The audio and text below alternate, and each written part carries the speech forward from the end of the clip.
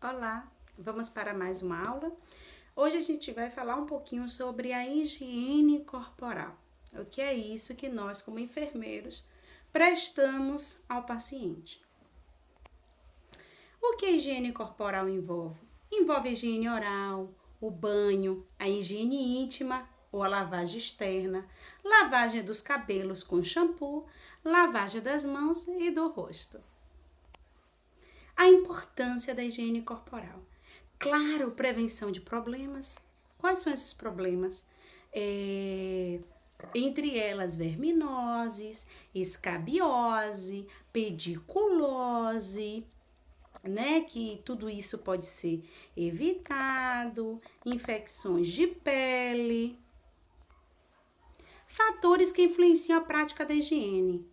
Práticas sociais, cultura, hábitos alimentares, e nós sabemos que quanto mais o país for frio, menos eles têm o hábito de tomar banho, a condição socioeconômica, as limitações, o conhecimento da importância, sua referência pessoal, a condição física e mental. Por isso que encontramos muitos esquizofrênicos, tá? Com problemas mentais, que às vezes não tem uma higiene satisfatória. Então, a condição mental também influi no banho. Fonte de infecção relacionada à equipe de saúde. A equipe de saúde tem importante papel na cadeia de transmissão da infecção hospitalar ou domiciliar. As práticas adotadas para a sua prevenção visam controlar a propagação de micro-organismos que ele habitam no ambiente hospitalar e diminuir os riscos do paciente via adquirir essa infecção. Isso é meio que óbvio. Toda equipe de saúde tem responsabilidade com relação à prevenção da infecção hospitalar. Isso é claro. Devendo fazer correto as técnicas. Porém, às vezes, com o hábito do trabalho, com a recorrência do trabalho, percebemos que o profissional de saúde, muitas das vezes, ele perde a higiene satisfatória. Desde quando ele ganha duas roupas privativas, ele ganha duas roupas privativas porque ele vem, toma banho, veste a primeira roupa privativa. Depois de 12 horas, ele toma outro banho e veste a outra roupa privativa para um plantão de 24 horas. Porém, essa falta, o excesso de trabalho faz com que percamos a necessidade dessa higiene. E o porquê essa higiene é tão importante para a gente. A gente fala sobre brinco, a gente fala sobre maquiagem. Por que, professora, a gente fala sobre brinco, a gente fala sobre maquiagem? Porque há bactérias, há vírus e há fungos naquele local. Então, eu já estou com um problema, vamos dizer, de pele. Eu tive uma paciente, perdão, que ela não melhorava a infecção de pele, por mais pomadas que os médicos passassem, e me veio um estalo na mente. Você já jogou sua maquiagem no lixo? Ela não. Então, a maquiagem é a fonte proliferativa, porque ela cuidava da pele, conforme ela passava a base, havia uma contaminação, porque tudo que ela tinha usado durante aquele período já estava contaminado. Brinco, quem tira o brinco depois de um dia no hospital e tem higiene do brinco? Bota no bicarbonato ou faz uma lavagem com sabão. Então, a partir do momento que você pega ali e joga onde fica todos os outros brincos, você tem uma contaminação maior. Então, há um cuidado, muito mais, desde um relógio, desde a lavagem do corpo, do cabelo e da roupa, ao cuidado com os nossos acessórios. E muitas das vezes isso é negado. A asepsia, a utilização de medidas para impedir a penetração de micro-organismos em local onde não estejam presentes. A asepsia médica refere-se às medidas adotadas para reduzir o número de micro-organismos. E a cirúrgica, impedir a contaminação de uma área ou de um objeto estéril, que é quando a gente leva os materiais para a esterilização. Né? A antiasepsia. O que é antiasepsia? São medidas que visam reduzir e prevenir o crescimento de micro-organismos de tecidos vivos. A antisepsia, tá?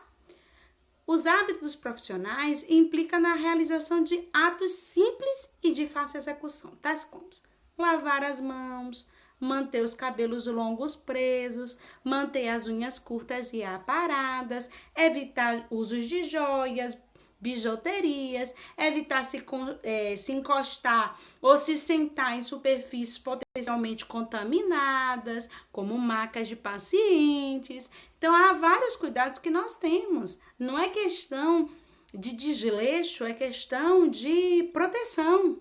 E não contaminação, porque sabemos que um grande vetor dentro do ambiente hospitalar é a equipe de saúde. Porque é ela que entra em contato com todos os pacientes. E o paciente que ele já está doente, ele se torna imunocomprometido. Então, você entra em contato com um, entra em contato com outro e você acaba levando bactérias de um paciente para outro, de um para outro, de um para outro. Vírus e bactérias de um para outro, de um para outro, de um para outro. E você se torna um desencadeador. E isso nós temos que ter muito cuidado. Lavando as mãos, a importância que é lavar as mãos, ao grau de complexidade da tecnologia envolvida, a capacidade de não provocar danos, de complicações ao paciente e a frequência de realização. Então, tem que lavar as mãos. A gente chega da rua, tem que lavar as mãos. A gente tem que lavar as mãos para preparar um medicamento. A gente prepara o medicamento lavando as mãos, não é luva. Luva não é lavar as mãos. A luva a gente coloca na hora da administração da medicação. Claro que tem medicamentos que a gente tem que preparar com luvas, como professora, medicamentos quimioterápicos. São medicamentos que eles são um alto teor químico, é um medicamento que tem um preparo todo diferenciado. Mas o que eu estou falando agora é para eu trabalhar numa UPA, eu estou preparando de pirona as coisas, não é luva, é lavar as mãos. A luva é na hora de eu administrar a medicação. Isso tem que ser perdido para aprender a calçar luva para tudo. Luva tem o seu efeito, a sua necessidade, mas a lavagem da bandeja e a lavagem das mãos também tem o seu efeito e a sua necessidade. Técnicas da lavagem da mão. Utilizar sabão, líquido de preferência, em barra pode contaminar porque todo mundo está pegando. Evitar que durante a lavagem das mãos, contato direto com a pia, fica pegando na pia. Para uma lavagem adequada das mãos, deve-se, após molhá-las e colocar sabão, fazer os seguintes movimentos. Palma da mão direita sobre o dorso da mão direita e assim respectivamente, tá? Flexionar a região interdigital, né? Os dedos em gancho para fazer essa limpeza, movimentos circulares no polegar e não esquecer da lavagem do punho. Vamos olhar agora as imagens?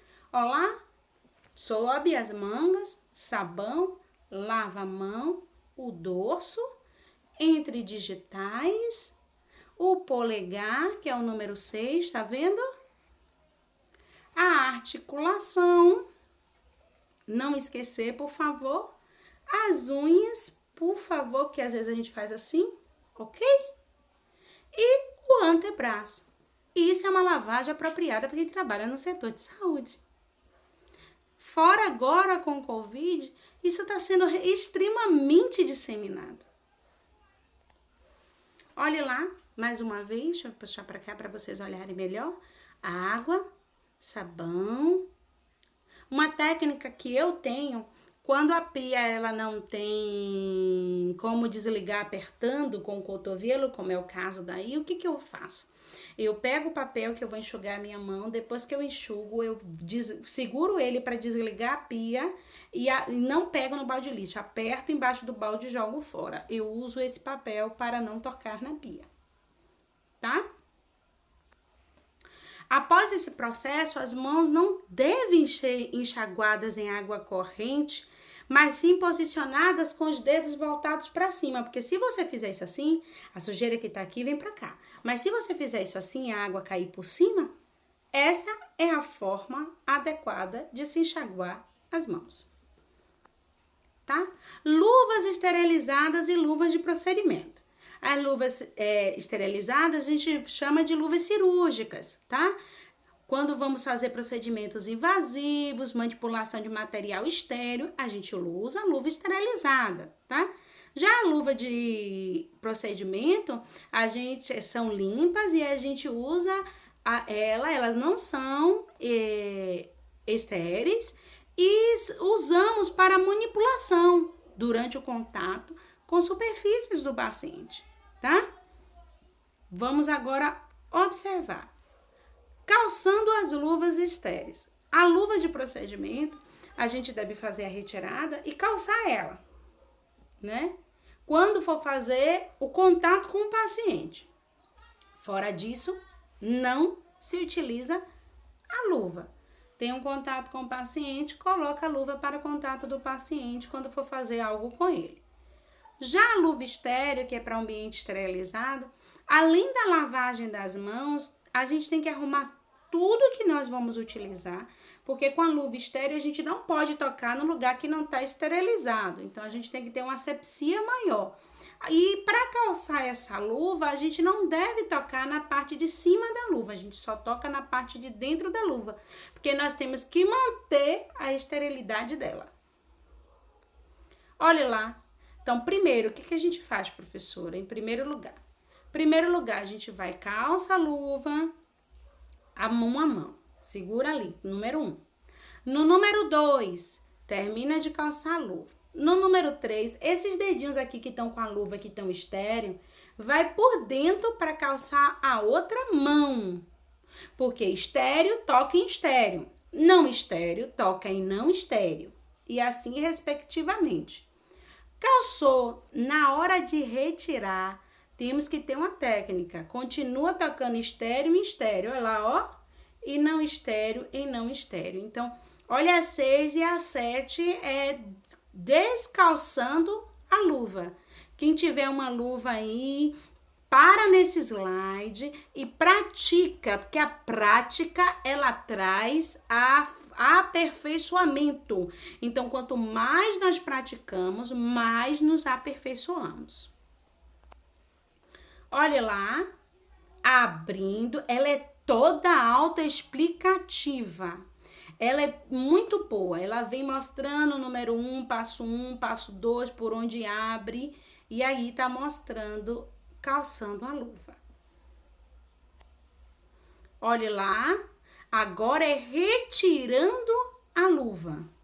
Olha como se retira, para que nós não tocamos com a nossa mão a parte da luva só por dentro. Repare, primeiro ele pega a luva com luva, depois quando a mão vai tocar, toca só na parte da mão para poder fazer a retirada da luva.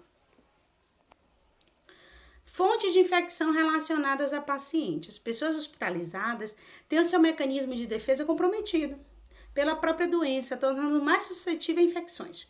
Fatores tais como: quais são os fatores que pioram essa situação? Idade, condições de higiene, movimentação, certas enfermidades pode provocar isso, estado de nutrição, com o paciente mal nutrido, não tem vitaminas, não tem proteínas adequadas, e então nós temos um comprometimento. É importante que os cuidados não sejam realizados de maneira automatizada. O que é isso? E impessoal. Como se ele fosse uma máquina. Não, você não vai fazer aquilo como se ele fosse máquina, porque ele é um ser humano. Converse, oriente. Ele é um sujeito. Ele tem suas necessidades. Então, explique a ele, converse o que vai acontecer, independente se o paciente estiver em coma. Ele tem total direito de ser esclarecido. Nós temos relatos de muito paciente em coma que ouvia durante o período em coma. Então, é desconfortante você ter alguém lavando a sua genitália. É desconfortante você se perceber sem a vestimenta nu e você querer fazer certas atividades e não conseguir. Então, o máximo que a gente pode fazer é ser um profissional competente, com habilidade de segurança e auxiliar e dar suporte e orientar sobre tudo que está ocorrendo com ele. Para diminuir os riscos do paciente, pode desenvolver infecção durante a internação, a enfermagem, ela implementa cuidados bastante diversificados, de acordo com as condições. Então, muitas vezes eu vou mostrar aparelhos aqui que nem todos os hospitais têm. Então, cabe a gente criar métodos e criar formas para fazer uma higiene satisfatória dentro daquilo que a unidade dispõe no momento. Então, vocês vão tentar fazer da melhor forma possível. Higiene da boca. A higiene oral frequente reduz a colonização local, sendo importante para prevenir e controlar enfermidades. Por que eu quero falar isso? Ninguém merece esse negócio. Por que eu quero falar isso? A higiene oral, gente, me preocupa muito. A higiene oral me preocupa muito. Por quê, professora? A boca tá difícil. A higiene oral me preocupa muito. Por causa da boca, a halitose que acontece, né? A língua, a seborreia, aquela situação, aquela placa embranquecida, aquilo gera infecção respiratória. Então, por favor, às vezes são coisas simples. O paciente, ele tá ali no momento de dor, ele há um descuido. Então, muitas das vezes, vocês já não tiveram doente que suou com febre a noite toda. Quando a gente toma aquele banho e faz a higiene oral e a limpeza, a sensação é muito, muito, muito melhor. Então, desde a limpeza da língua a tudo que a gente pode fazer para ter uma higiene satisfatória, isso nos favorece muito, muito. Então, tudo isso vão virar fontes de contaminação se nós não estivermos com o olhar sensível a determinadas situações. Olha lá. Esse aparelho para abertura da boca, muitas das vezes não temos. Às vezes eu uso gaze para fazer essa higiene, tá? Água e coloco enxaguante bucal, de preferência que não contenha álcool. E ali você vai fazendo a limpeza da língua. E também fazemos a próxima muito paciente. Orientamos o acompanhante. Nós sabemos que idoso tem direito a acompanhante, pacientes têm direito a acompanhante. Então, fazemos e orientamos a pessoa que está ao lado como ela pode proceder. Até porque se ele vier a vir para casa e não se recuperar dessa comorbidade, as pessoas de casa estão orientadas de como elas devem cuidar durante o percurso, né, fora do hospital. A higiene da boca, precisamos de uma bandeja, uma escova de dente, tá? Ou espátula com gás, e o certo é usar espátula, não usar o dedo, tá bom? Creme dental ou solução dentífica, que é bicarbonatada, copo com água, cubarrim, para que se ele puder cuspir, toalha para poder enxugar, lubrificante para lábios, se necessário, para paciente que às vezes está com sonda, ou ele está entubado, as pessoas não têm um hábito, mas além de limpar as bocas, deve se umedecer os lábios para que ele não venha rachar. E usar luvas de procedimento. Olha lá, isso é muito importante. Realizando o banho. O banho tem uma finalidade precípua. É a higiene e limpeza da pele, né? Momento que são removidas células mortas. Os movimentos e a fricção durante o banho estimula. A higiene corporal pode ser realizada por aspersão. Quero bem que vocês olhem isso aqui, porque a gente escreve isso aqui. A higiene corporal pode ser por aspersão, chuveiro. A gente deixa a porta entreaberta caso o paciente venha desmaiar ou cair, tá? Imersão, banheira. Ou ablusão com jarro, que é também chamada banho de leito. Olhe lá, inicia-se o banho pela parte frontal. Então, se lava-se a parte frontal do paciente. Limpa-se o rosto. A gente lava o olho de fora para dentro, porque há um canal aqui lacrimal e não trazia sujeira para esse canal.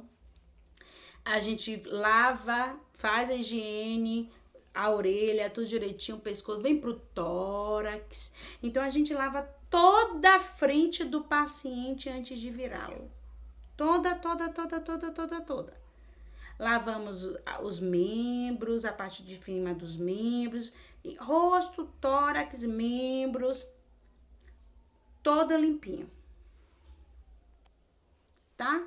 Convém que ressaltar que a maioria deles considera a situação bastante constrangedora, como eu já falei. né? Não devemos levar sujeira para a área limpa. Então, muito cuidado como vocês dão o banho, tá ok? Então, pega uma gaze, a bacia com água, bota um pouquinho só de sabão líquido, vai esfregando e enxugando e assim vai fazendo a limpeza de toda a parte da frente. Para que quando a gente vire, a gente limpe toda a parte do dorso, que é as costas.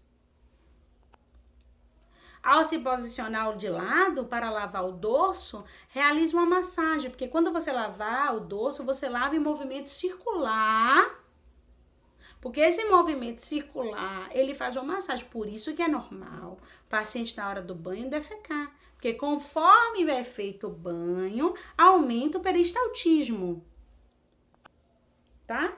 A secagem deve ser criteriosa. A gente não pode deixar, principalmente em pregas cutâneas, intradigitais, nada molhado, porque isso leva à proliferação de fungos. Então, temos que ter muito cuidado naquilo que estamos fazendo. E depois que a gente limpa a parte das costas, na hora de devolver ele para a cama, a gente já limpa a cama, empurra o lençol para colocar o lençol limpo, para que quando a gente devolva ele que já está limpo, a gente devolva ele para um ambiente, para um local limpo, ok? Então, depois do banho, que aqui a gente vem a lavagem dos cabelos. Quem trabalha em UTI tem aquele dia de tirada para lavagem do cabelo, aquela rotina do banho naturalmente e aquela tirada do dia para a lavagem do cabelo, quando o paciente tem condições de lavar o cabelo. Pacientes acamados que há condições, não só na UTI, como a clínica médica, em qualquer clínica, que há condições da lavagem do cabelo, porque tem paciente que quanto mais movimenta, mais os seus níveis pressóricos há um aumento e uma diminuição muito súbita. Então, não dá para fazer movimentos com ele, não. E nós tiramos para a lavagem desse cabelo. Lembrando que eu falo em UTI que tem paciente que às vezes é 6 meses internado. Então, tem que ter um cuidado. Para a lavagem desse cabelo, como para o banho, a gente usa água morna, um pouquinho de sabão e molha para fazer a limpeza. Desde quando dê para se secar. A gente não pode deixar o paciente com o cabelo encharcado, tá ok? Não. Há uma técnica aí, é uma liberação da família para o corte do cabelo. Eu falo isso porque tem pacientes que às vezes tem uma queda automobilística, uma situação que o cabelo ficou cheio de areia. A gente não vai deixar o paciente com o cabelo cheio de areia. Um paciente que tem uma crise seborreica e tá ali com aquele cabelo todo cheio de caspa, uma situação que vai piorar se não tiver uma higiene satisfatória. Tudo isso a gente tem que estar observando e cuidando, tá? E um saco plástico, não vamos lavar para espumar não, gente. É só um pouquinho de água com um pingo de sabão só para passar, para diminuir aquela proliferação. Porém, se lavar, condicionar, isso não existe, tá? Olhe lá, aí é perfeito, é o sonho. Ela tá ali com a equipe dela, com soro e tem todo um aparato para poder lavar os cabelos. Isso aí é o sonho que a gente gostaria de ter em todos os hospitais para fazer a higiene do couro cabeludo. Tá? Sempre proteger os ouvidos para que a água não venha ao ouvido e aí nós geramos uma otite, né? Se quiser colocar bolas de algodão, colocar. Para facilitar e evitar a fadiga, o paciente deve estar em decúbito dorsal, como ela estava ali, ok? Enxágua com pouca água, por isso que não usamos muito sabão. Enxugamos, penteia e deixa lá. E isso também ensinamos e orientamos ao familiar. Eu já vi técnicas assim de pegar a bacia, puxar um pouquinho a cabeça para o lado do paciente, um apoiar enquanto o outro lava. Muitas mães fazem isso com o filho, internado de muitos e muitos meses internado. Ela vem com as meninas, aí puxa a cabecinha um pouco pro lado, segura, lava, penteia. Ô, gente, quem já ficou com o cabelo sujo, com a vontade de lavar, depois que lava parece que 1 quilo saiu da cabeça. Quem é mulher vai entender o que eu tô dizendo. Até o homem, quando ele tá com aquela barba, tem gente que deixa a barba dos pacientes enorme, os cabelos da genitália enorme. A tricotomia é importante. Depois que você diminui retirada, parece que a gente, sei lá, tem um frescor, tem uma vida. Então, por favor, façam isso. É muito importante. Olha lá, é outra realidade. Essa aí é a cadeira. O paciente que ele consegue andar, geralmente a gente coloca ele na cadeira e leva ele para o banho. E assim ele toma um banho de aspersão no banheiro. Antigamente a imersão era assim, na banheira. Pegava o paciente, colocava, ó, como era, para tomar o banho. Olha aí que ainda tem banho de imersão, tá? Então, essas nós somos as nossas intervenções: a higiene, o cuidado com os cabelos, a tricotomia, a higiene corporal, a lavagem das mãos, tá? A lavagem perianal, que a gente faz a limpeza da genitália, que do homem a gente abre a glande, faz a limpeza do prepúcio, tudo direitinho, né? E da mulher a gente abre a vulva e faz a limpeza. Quando o paciente ele tem um movimento das mãos, o que que eu faço? Eu coloco a paradeira debaixo da mulher, pego uma vasilhinha com água e jogo e deixo que ela mesmo se lave. Se ela não consegue deambular, mas ela consegue mexer os braços, eu coloco a paradeira e deixo que ela mesmo se lave. Porque isso é muito importante. Então você faz aquilo que ele não tem condições nenhuma de fazer. Se ela tem condições de colocar, você colocar um pouquinho de sabão, água com sabão, molhar, colocar a paradeira e ela tem como fazer isso, permita que ela faça. Tá? Se ela não tem, você faz. Principalmente os pacientes de sonda nós fazemos e temos que ter uma limpeza adequada. Lembre que aquela sonda está indo direto para a bexiga. Então, se não tiver uma higiene satisfatória, a gente está levando contaminação direto para dentro da bexiga. Então, por favor, tenham todo cuidado, tá? E na hora da retirada da urina, retire, não deixe aquela urina muitas horas ali acumulada, porque também é uma fonte de levar infecção, porque fica aquela urina ali armazenada e ela pode vir a transcorrer e migrar para a bexiga. Tá? Princípios básicos: manter a proteção contra contaminação. Então, a gente inicia a higiene do menos contaminado para o mais contaminado. Paciente que evacuou no leito, retirada da fralda ou com papel ou com pano úmido, antes de começar a higiene. Então, vamos limpar logo isso aí, porque dizem que porque o ditado diz: bosta quanto mais mede fede, quanto mais mexe fede, né? Então, muitas das vezes, dependendo de como está, às vezes pegar as costas. Então, vai ficar rodando o paciente para lá e para cá, breando tudo. Então, tem um pouquinho de consciência daquilo que vocês estão fazendo. Tá? Conservar a energia, organizar todo o material necessário, fechar as portas, as janelas, água morna, botar o biombo. Um paciente, gente, não é porque você tá vendo que tem um costume que o paciente quer que todos os outros do lado vejam ele nu. Então, por favor, se num quarto tem homens, eu peço que saia. Se eu vou dar banho a uma mulher, ele tá com a esposa do outro lado, mas agora eu tô dando banho nela. Por favor, o senhor pode sair. Então, eu peço que se retire para que a pessoa se sinta mais confortável. Tá? Favorecer a privacidade, ok? Muito cuidado. E a última coisa que nós dispomos é a região sexual. Dá conforto físico, tá? Depois desse banho, passa o hidratante, onde der para passar o hidratante. Se tiver um AGE, passa um AGE para favorecer a hidratação e o equilíbrio do pH dessa pele. Prevenir acidentes, porque quando a gente está dando um banho, a gente vê as proeminências ósseas, a gente coloca um apoio para as proeminências ósseas, tudo para não piorar o quadro.